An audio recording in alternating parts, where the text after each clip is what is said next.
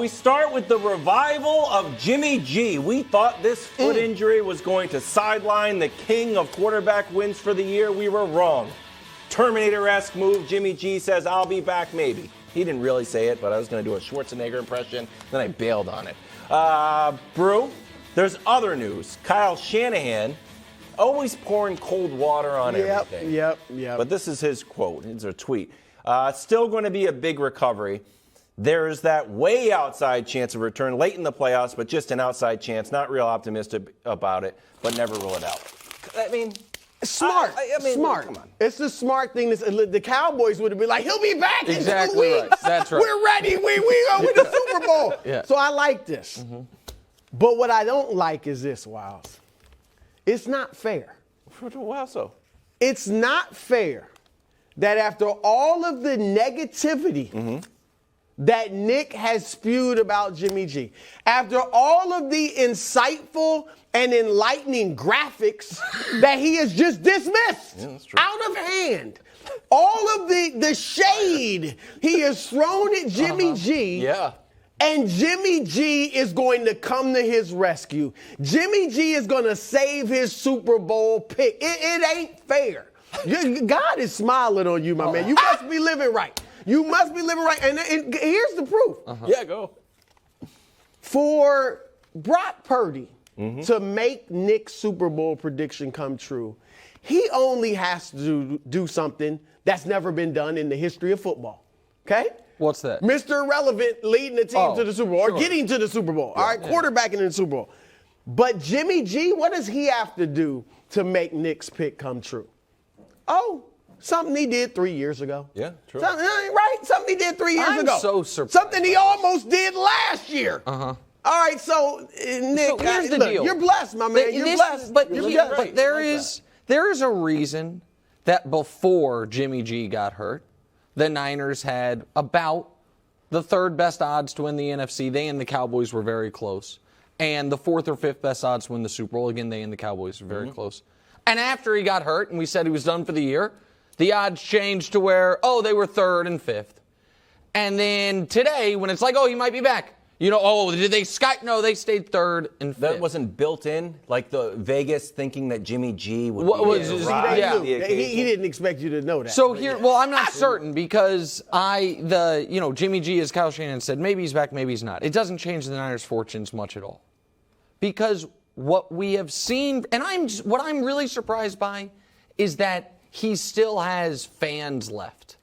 And it's not just Brew, who is just intransigent in his dedication to the quarterback wins orthodoxy, but Wildes, who for a moment left Jimmy G and now is staunchly and firmly back there. You're back. Okay. You see? When what we have seen since that NFC Championship game is his own team try to get rid of him, the whole league doesn't want him, and then now it's like, but he's back and they're winning.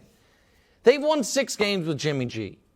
Their defense has allowed 7, 9, 15, 14, 16, Inspired 10, by him. 0. Thank you. It's called leadership. That's 10 points per game their defense is allowing. Every quarterback in the league, other than Russell Wilson, would have won those games with that Jimmy G won.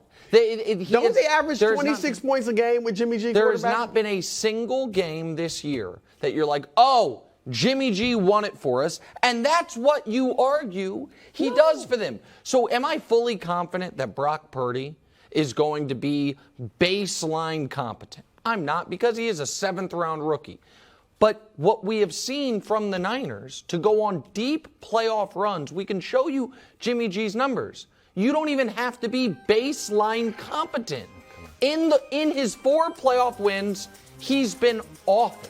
He's actually been better in his 2 playoff losses, but you guys don't like quarterback losses. Let's pull up Justin Herbert. Am I worried about... Well, hold on, but we're not talking about Justin Herbert. Well, he's a better quarterback. Am I worried about Jimmy G or Brock Purdy in the 4th quarter in the real crucible of playoff games? I don't know. But yeah, I am.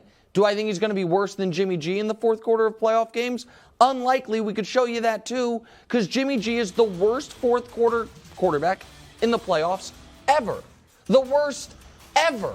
So do I think that whether it were Baker Mayfield or Brock Purdy it's not fair. What do you mean it's not fair? Because Jimmy G is going to say, he's going to allow you to come on here in a couple of months and be like, I told you. Well, don't I blame picked me the that I had the Niners to get foresight to the Super to not Bowl, pick the and Packers it's going or to be the Jimmy. Cardinals. If Jimmy Don't blame G, me. what if he's a big reason? Will you then give him his props? If Brock Purdy is just drowning, but they still get it in playoffs and all that, and Jimmy comes and saves the day. Sure. Okay. Deal. That's a deal. Brew, can I ask you a question that might go the other way? Can we show the 49ers schedule? What happens if Brock Purdy pulls a Cooper Rush? Right. And just keeps winning? That's the I'm question. going to be honest. I'll be honest about it. I mean, and again, it's probably unlikely. If he wins, but he's not playing well, that's But that's the Jimmy G. Well, hold on, no. Jimmy G this is I won't good. allow. This is I he won't not allow. having a good season? Bro, I won't He's allow. not having a good season, I won't Nick. allow you to He's all not of a having sudden. a good season. Hold on. Not great, No, he's good. having a fine season, but Okay, that is not. that's all But that I'm is not the standard. The standard for Jimmy has been: does he win or does he lose? If that's all that matters. Quarterback win. You're a quarterback only wins guy. when you don't win without the guy. That's great. That's great. Which they don't. No, but if they do, don't add a qualifier that Brock Purdy has to play well. If they win without Jimmy G, with Mr. Irrelevant, will that change your stance at all? I'm going to say something that's going to shock you. This was my point. You didn't let me finish. If they're winning and Brock isn't playing well, obviously when Jimmy G's ready, you put him in. Yeah. If they're winning, and I'm not saying he's got to be like Cooper playing Rush great. Cooper Rush. If he's playing pretty well, making some throws, You not leave making Jimmy G on the bench? I might. Wow. I mean, I want to see it. Because see, but I'm the guy I'm putting who gets the my money. betrayal. No, Okay. I'm putting my money where my mouth is, Wildes. I sit on here every single day. Nick tries to mock me. He tries to cajole me into saying something I don't believe. I've always said Jimmy G is not a Pro Bowler. Jimmy G is not great. I'm just saying he's a good quarterback with great intangibles, and he brings W's. That's it. And he's all. He wants me to. He's acting like I'm saying he's Aaron Rodgers. It's like he's as good as Joe Montana, which we haven't grabbed. Well, those are Patrick Mahomes. Let's move on. Elsewhere in California, more quarterback news. The Rams are the winners of the Baker Mayfield sweepstakes. They also may have been the only participant. Let's look at this from Baker's angle. Nick, do you think this is a good fit for Baker? Yeah, absolutely. I think the question is, can Sean McVay do for Baker Mayfield what he did for Jared Goff? Maybe. I think that's listen. Baker's short. Goff has tiny hands. They're both number one picks. They both have physical limitations. Gurley. That was the difference. Real honestly. I understand he had Gurley, and by the way, Goff, to his credit, I should say this, he's actually quietly playing well in Detroit. Yeah, he is. And so, but I think Sean McVay got the highest level of football out of him. You know, he's one of a couple quarterbacks who recently are not very good, but made a Super Bowl. We don't talk about him the way we talk about the other one, but it's neither here nor there. If Baker gets on the field, I think this is a great opportunity for him. I think he recognizes this is that maybe because of Stafford's, there's some weird stuff about not just Stafford's elbow, but Stafford's spinal cord concerns that maybe there could be a real future for him there. And if you're the Rams, by the way, I know it's from Baker's perspective, if there is a market for Baker this offseason and he signs somewhere, because the Rams don't have a ton of cap space, if he were to sign somewhere, you get a compensatory pick. So this is brilliant business by the Rams. I think it's super sharp that they signed him even though their season's done. And if anyone's going to get anything out of Baker, I would hope maybe McVay could get a little something out of it. I agree.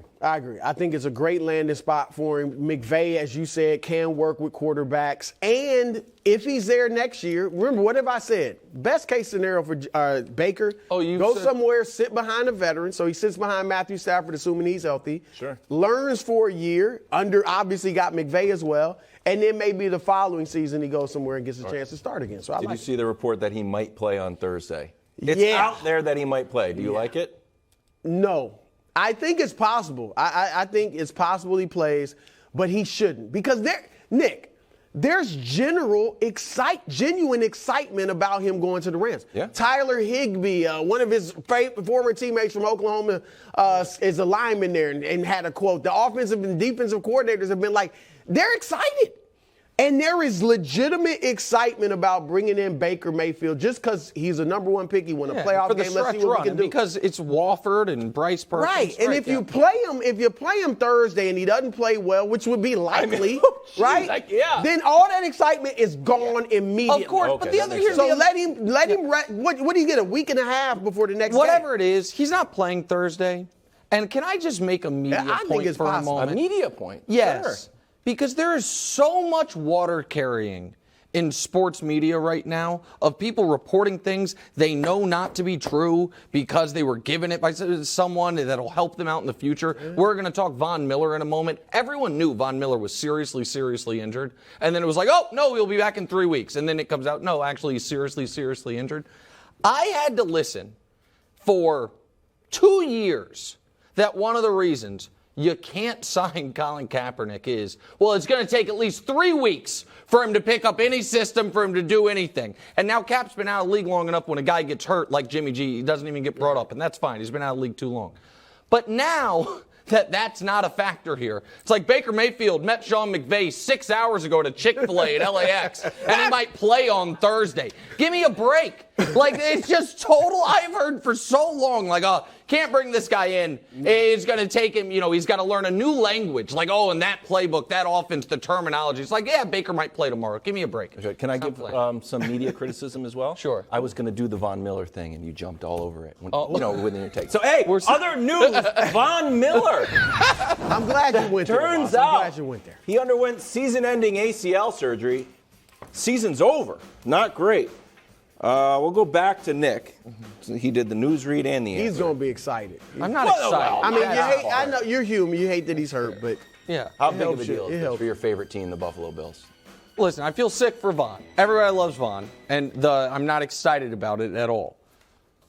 But if we're being, cogent analysis, they just lost their best player. That seems like a problem. It's utterly devastating for them.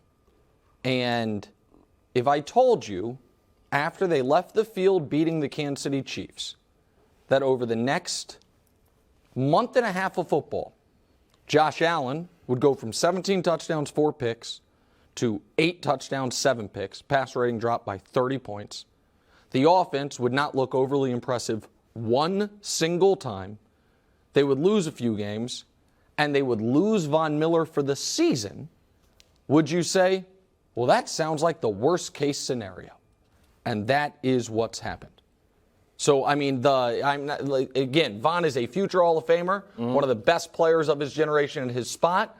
The Bills also, Brew, I'm going to add this, paid him a ton for right now. 6 years, $120 million. Now, I understand the last 3 years of that might be fake, but next year's not, and the year after's not. And we are now seeing ACL injuries Chase Young's still not back. Like, these can be long. So it's devastating for them for this season and potentially for next season. It's awful. it's big. It's big. As the guy on this set that picked the Bills to win the Super Bowl, this is big. Nick is right about everything he said, most of it. Von Miller, not their best defensive player. I think Josh Allen's still their best player, but he is certainly their best defensive player. Obviously, led them in sacks. He is a big part of why I picked him to win the Super Bowl. Oh, wow. He's trying So to wiggle that out said, look, he's trying to wiggle out of it. You gotta be kidding me. He's trying to wiggle out of his pick. Is he going to do it? Just say You can't wiggle out of your right pick. now. no, I'm not changing it. I just want to say. make you squirm. Oh, okay. Because here's the deal.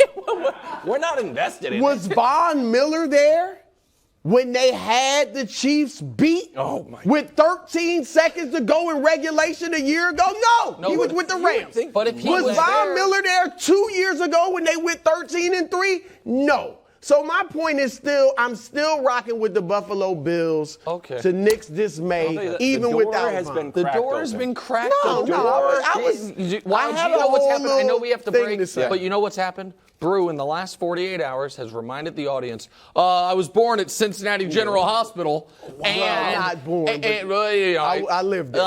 I'm from Cincinnati. 7 years. And the Bills, they're hurt. And he's just opening the door so he can walk through with a little Houday pajamas. I mean, I see it. It's in the bylaws that I could do that. Coming up But next, I'm with Buffalo. the latest on the Lakers, who lost to the Cavs, and Donovan Mitchell, who is a superstar. Next on First And Things the First. latest on Wildes' new character. The crushing LeBron at every chance character. Yeah, you are, man. Thanks for watching. Subscribe here to get more from the show and to check out clips from other shows on FS1.